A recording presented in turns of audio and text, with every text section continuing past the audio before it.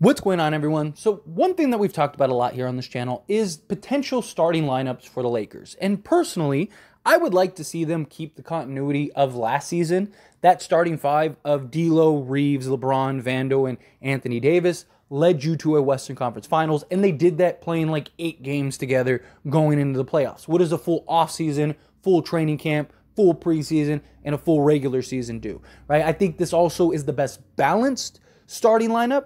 Right, you got your 2 best shooters, your 2 best defensive guys, and you got LeBron James that could essentially do everything. You got the playmaking, you got the versatility. I really do like that. But again, you look at the Lakers roster, plenty of depth, plenty of arguments for multiple guys to be a starter. And I do think that the Lakers kind of use different starting lineups based on the opposing team, right? Like if you're playing Minnesota and you got to go up against Karl Anthony Towns and Rudy Gobert, you may go with like a Jackson Hayes, Anthony Davis, as opposed to like a Wood and Anthony Davis, or AD at the 5 with like LeBron at the 4, right? Like that's the beauty of this roster and this depth. And of course, starting is nice. Nice little ego boost for these players. You know, it makes them feel like, all right, like I earned that starting spot. Like everyone talks about the starting spot, right? Who are the starters? What are the starting unit?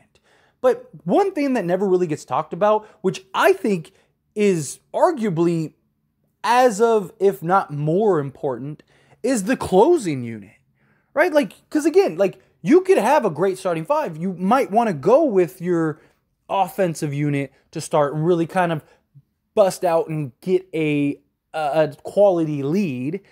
But do you want that same unit to close out the game? Let's say you're up 10 going into the fourth quarter, or do you want a more defensive lineup, a more balanced lineup? Like, you have different looks, again, based on different matchups, but your closing unit is usually very important. And last year, for the most part, the Lakers stuck with their closing lineup for the most part, right? Their starting lineup and their closing lineup was relatively the same, but last year, the Lakers didn't have a world of options. Right? It was like they had like 6 really good guys, and then everyone else was just kind of question marks. But even Darvin Ham did change things up at times, right? You saw like Dennis Schroeder closing games at times. You saw like that one game where Lonnie Walker was closing at times. So what should be the Lakers' closing 5, right? You can make an argument for several starting 5 guys, but I think the closing lineup is very important for this Lakers roster. I think that there are some questions still with this roster. Like, who is the closer down the stretch? Is LeBron going to be the guy that's putting it on the deck and closing out games for the Lakers? Is it going to be Austin Reeves, right? Is it D'Lo? Like, who is it? Do you go and rely on Anthony Davis or Rui Hachimura? Where AD, I think, is capable of it, but he's got to work on his shot. That 15-foot out, he really needs to get that back. Right? He was closing down the stretch in that 2020 season, but he was money. Dude was absolutely butter from basically everywhere on the court. Where since then, basically 15 feet in, he's been butter. 15 foot out, he's been just melted butter. It just has not been very good at all. But I think the Lakers, for a closing 5, need to have as well of a balanced unit as possible. Right? I want to see the Lakers have that flexibility and balance. Question is Anthony Davis okay with closing at center? Right? The hope is Anthony Davis plays the first 5 minutes and the last 5 minutes at center. And if that's the case, then you're definitely having LeBron, AD, and Reeves closing. Those are the 3 guys that you can absolutely count on to be in your closing lineup. Then I think personally, you gotta have Taurean Prince in there, right? Or at least there's a real argument for Taurean Prince, because he provides you a legit 3-and-D presence, a guy that's not afraid of the moment and has proven time and time again that he can hit big clutch shots. He did against the Lakers last year. He can guard essentially 1 through 4 for you, which is great, and be a veteran presence out there on the court. He's a guy that's not going to mess up. He's not going to do anything foolish. He's not going to turn the ball over. He's not going to, he's not going to try to step over his boundaries. He's going to do whatever is asked of him. And more times than not, it's going to be guard the guy in front of you and hit wide open threes.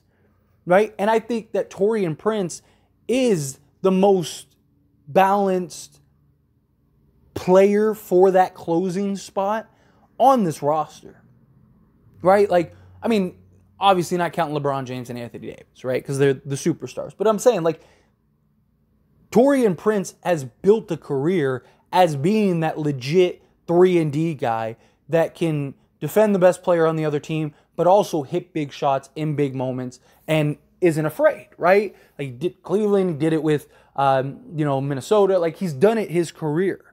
And so I do like the idea of having him over like a D'Angelo Russell maybe, and going with like a 5-man unit of like, say, Reeves, Prince, maybe Vando, if Vando has worked on his three-point shooting.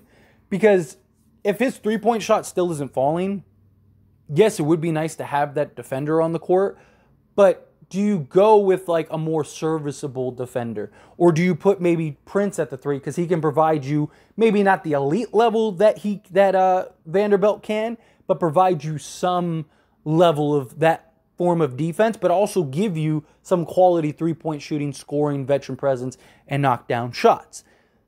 I think if Vando can be consistent from 3 this season and show his improvements, then I think you go Reeves, Prince, Vando, LeBron, and AD. I think that may be the best balanced closing lineup. Because you got Reeves, who's a serviceable defender, right? You got Prince, who's a good defender. Vando, who is an elite defender. AD, who is an elite defender. And LeBron James, who can be, when he wants to be, a very good defender, right? And can he lock down for 5 minutes a game, right? And it also comes down to the team schemes and stuff. You got a ton of switchability with that lineup, ton of switchability with that roster. If Vando isn't consistent from 3, I think you go with Gabe Vincent. And I think you go Gabe Vincent, Reeves, you go Taurean Prince, LeBron, and AD.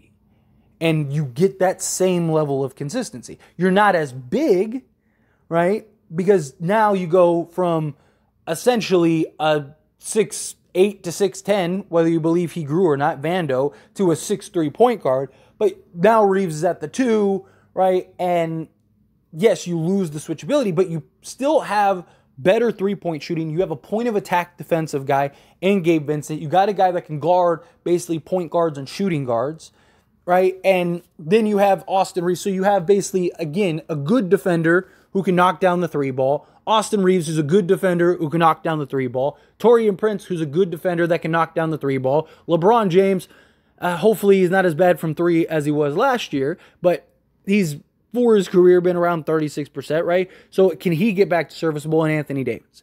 I think, again, you have a nice, well-balanced attack on both sides of the basketball, right? Because, again, the Lakers could go with, like, an all-defensive lineup, or they go with an all-offensive lineup. I think you go with the best balance. I think you go, who are your best 3-and-D shooters? Because you're going to have Reeves and LeBron James who are going to have the ball 90% of the time, and they're going to make the plays.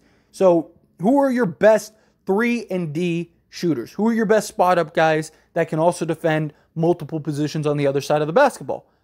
Gabe Vincent, again, built a career for that. Taurean Prince built a career for that. Now, you can make an argument, of course, of Jared Vanderbilt. You can make an argument of Rui Hachimura. Jared Vanderbilt, again, for me with Jared Vanderbilt, can he knock down the 3 consistent? I'm not talking about him having to be elite. I'm not talking about him having to shoot 40% from 3, right? Like, you look at Prince, he shoots 39%, right? Not saying he has to be that. Can he be at least league average or slightly? But can he be 35 to 36%? If he can be 35 to 36%, I think you have to play Vando in that closing lineup because he literally can guard whoever the best player is on the other team, not named Jokic and Embiid, right? Like, whoever it is, you put Vando on him, and then everyone else matches up accordingly. And I do think the best possible closing lineup, again, this is my opinion, and I want to hear yours down in the comments, but in my opinion, the best closing versatile lineup would be Reeves, Prince, Vando, LeBron, and AD. I think, again, assuming Vando shoots 35 to 36% from 3. Because now you got Vando, who would be your worst three-point shooter, but he's also the best on-ball defender in the league by every metric.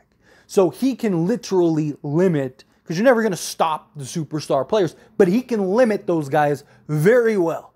Go look up your favorite star players being defended by Jared Vanderbilt and tell me that he doesn't limit them tremendously. So you have Jared Vanderbilt guard whoever it is, Anthony Edwards, Steph Curry, Kyrie Irving, Luka Doncic, Trae Young, who you name him.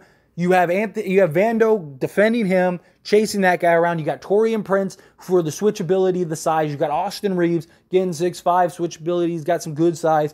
And then you have Anthony Davis, who's basically cleaning it all up, and LeBron James playing the scout mode, right? He's playing that free safety. Boom. Lakers are in as good a shape as possibly can. Rui Hachimura, if he can be improved defensively and kind of take the playoff success offensively and translate that to the regular season, then there's a real argument for him too, right? And again, how great is he? But the problem I have with Rui is that if he basically is just a spot-up three-point shooter, what's the point? Right? If you're actually running sets to get Rui some looks and allow him to be, a closer, not maybe the closer, but be, maybe we close by committee. Maybe it's not just LeBron or Reeves closing down the stretch. You got a balanced attack. You got Reeves, you got Rui, you got LeBron, you got AD, you got Prince. You got all these guys kind of chipping in, and that's how you're closing games. Everyone's locking in defensively, and you're by committee closing games out. I'm totally okay with that. But if you're going to just have Rui be a corner three-point shooter to close the game for the final 5 minutes, then there's no point in putting him in the game. You might as well go Jared Vanderbilt, or you might as well go with Gabe Vincent, right? Because Rui, that's not his skill set, just being tucked away in the corner, right? But if you're going to have him, I'm not saying he can't ever do that. I'm not saying he can't be a spot-up three-point shooter at times, but if that's all he's going to be, and it's like, hey, Rui, you're closing the last 5 minutes, we just want you to stand in the corner. He's not good enough defensively on like the smaller, twitchier guys. And LeBron is probably best at the 4 at this point, right? So you're not going to get the elite level of defense that you're going to get from Jared Vanderbilt, and you're not going to utilize him properly on offense. So you might as well go with like a Jared Vanderbilt. Or like I said, put a Gabe Vincent in and then put Prince at the 3 with LeBron and AD and Reeves. That's kind of my thoughts. But anyway, as always, this is a discussion, so I pass the question on you. Let me know your thoughts and opinions down in the comments below. Do you agree with me? Disagree with me? What closing 5 would you like to see for the Lakers? I would love to hear it, so let me know down in the comments below.